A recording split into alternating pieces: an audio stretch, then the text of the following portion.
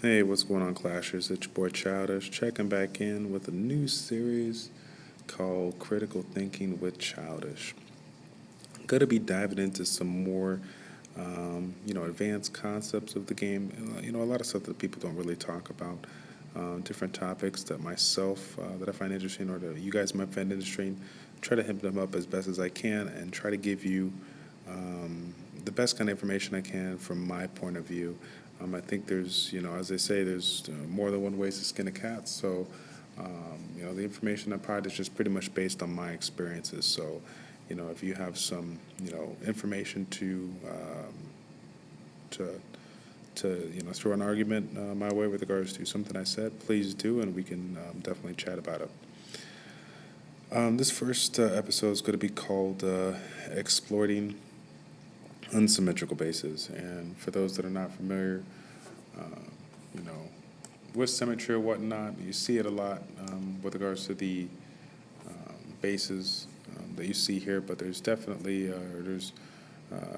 generally speaking, three different types of symmetry that you'll see a lot with regards to COC. You got your reflection symmetry.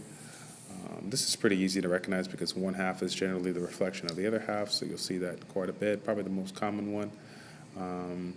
Rotational symmetry, and that's going to be basically the actual base itself is going to be, if you were to rotate it around a central point, generally speaking, where the, clan castle is kept, you would notice that different parts of the base are going to be appearing, two or more times, as you rotate it, as another side appears. So you see a lot of that used. I think for those that have been watching Flammy, I think he was one of the first to introduce rotational symmetry way back when, and it definitely has grown into a pretty popular concept when designing those base symmetries. Last but not least, you got point symmetry, which is basically, looking at different parts of the image or object or base that you're looking at, and even though it might not fall into the category of reflectional or rotational, each part has a matching corresponding part, in some part of the base. So you're not going to see a lot of that. I think we're going to see more reflectional symmetry. Taking a look at this base right here, with regards to the point defenses, definitely unbalanced and more biased to the east side. I'm going to be taking advantage of that because I'm going to be attacking from the direct west. My goal is to, get all the gold and DE as I can. Right now I'm DE farming, but gold is definitely a bonus, as I'm going to be starting a few of those last point defenses and eventually starting the walls. So I'm trying to get those 4 storages out of the 7 available. But, taking a look at this base, one, you got the right side, again, biased with all the point defenses. You got a little exposed, or not exposed, but the splash defense is also leaning towards the southeast. So I'm going to be coming in from the direct west. You definitely don't see a lot of attackers these days, with their videos or just other people. You see attacking from, a vertical or horizontal aspect. They're normally going to be attacking from a diagonal attack.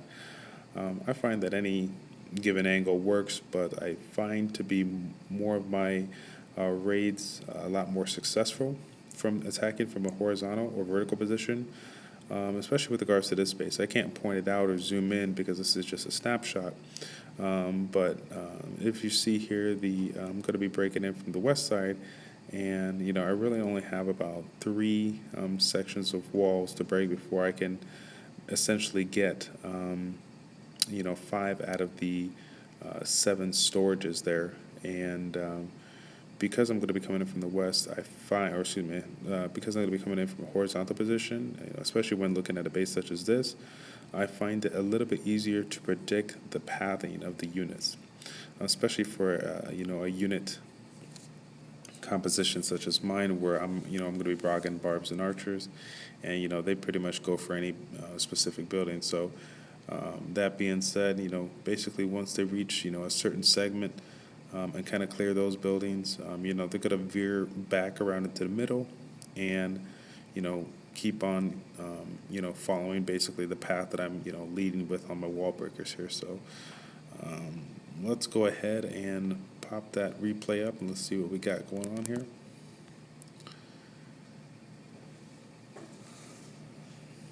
Got to take a little bit to load, but we should be good. Bringing this video out at about Sunday or Monday morning, very, very early. So for those that have been keeping up with all the updates and whatnot, they just brought the 5th sneak peek with regards to the Witch. Pretty interesting stuff. That'll be curious to see how that works into play with like a Barb and Archer combo. I'm predicting that's going to be a pretty heavy combination to use. Kind of like the Barb Archer minion, probably going to be a lot of the Barb Archer and Witch, but we'll see. Anyways, getting back into it, let's go ahead and bring this guy's base up. Nope, I think it's AV guy. There we go. So as always, just to kind of get some stuff out the way, I'm going to be, like everybody does, I'm going to be tagging the CC and the heroes in any given base, and I'm going to bring them to the point of, or the origin of attack or the point of attack. So since I'm going to be attacking from the west side, I'm going to drag them all the way out to the west side so that after I get done sending my troops to take out their CCs and their hero troops, they'll basically be ready to go. As these units are getting set, my goal is to break open that T-junction right there and then set and throw in the wave of units breaking into that mortar sectional there, and then the one right below it.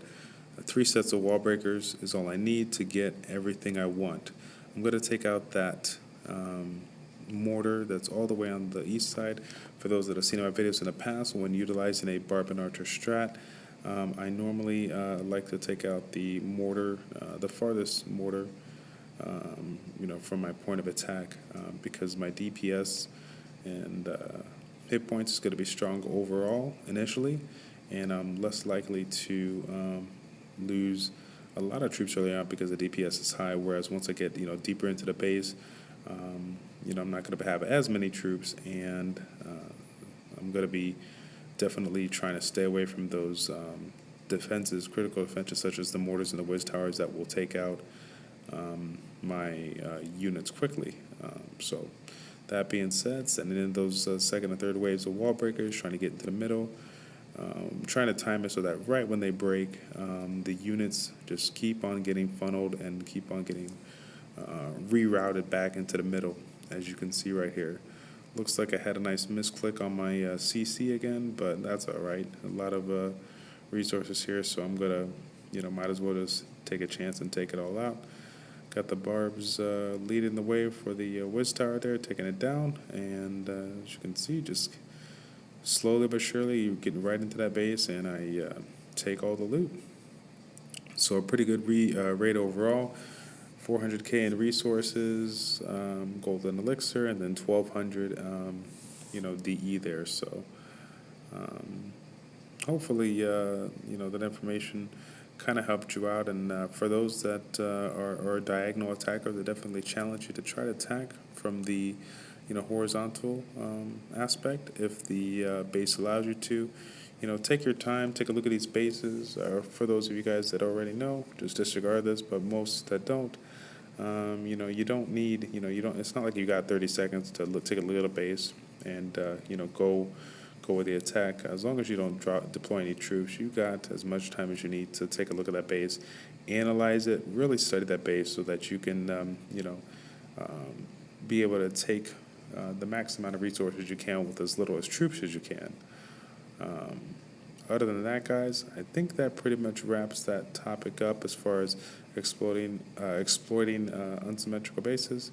Looking forward to bringing you more videos with regards to this topic, or these topics.